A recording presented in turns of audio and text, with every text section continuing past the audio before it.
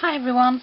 When I went to the car boot at the weekend, I found this little frame, if you remember me saying, and it was 20p, 50p, something like that.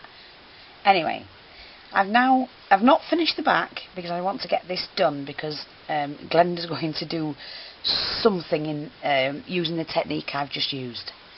So what I've done is I've turned it into this very, very funky picture frame. So I hope you can see that.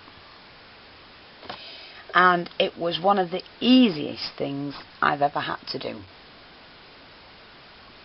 And all I've used is string.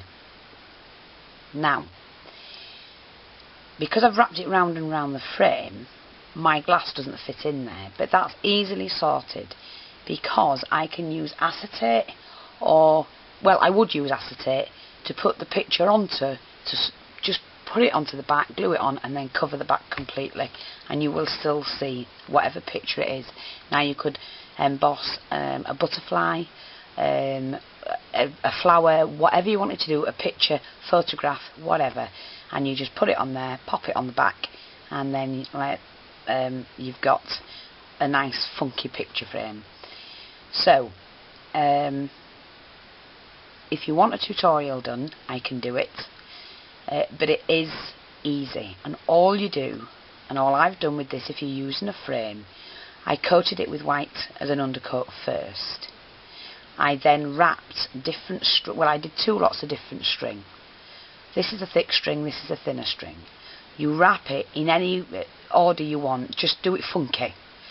And then where you've got a gap, there you can fit 2 or 3 lines of string. You need to do a different string. It's only because you can actually tell there's 2 different ones there. And then I alcohol inked, and that's all I did. I dropped some alcohol ink in, different colours all over the place. Then I used the Judikins embossing ink. I dabbed it onto the string, and then I embossed with some gold embossing powder. I had to dry this, obviously. You dry this first, make sure that you've got a nice thin brush, and then wherever you don't want the flakes of the powder to go, you just brush them off.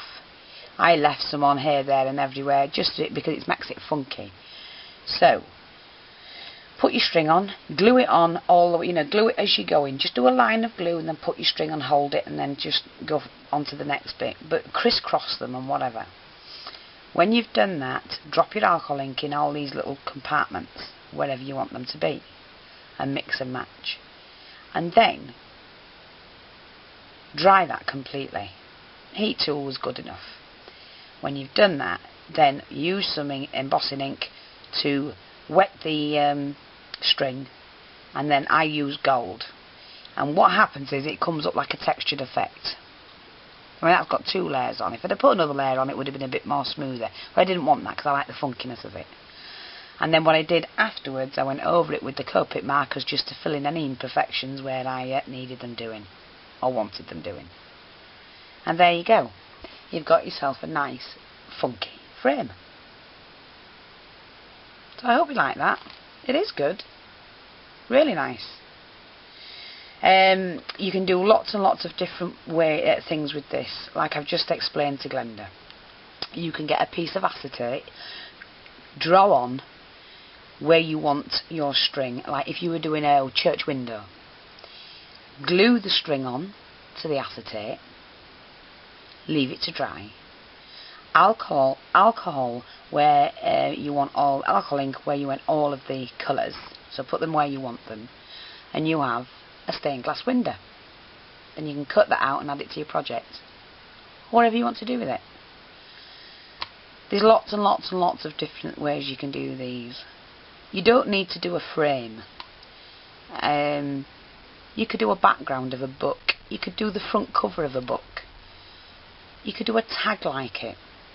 You don't have to use alcohol inks, you can use paints in between. Anything you want. Hope that helps. Experiment, have fun.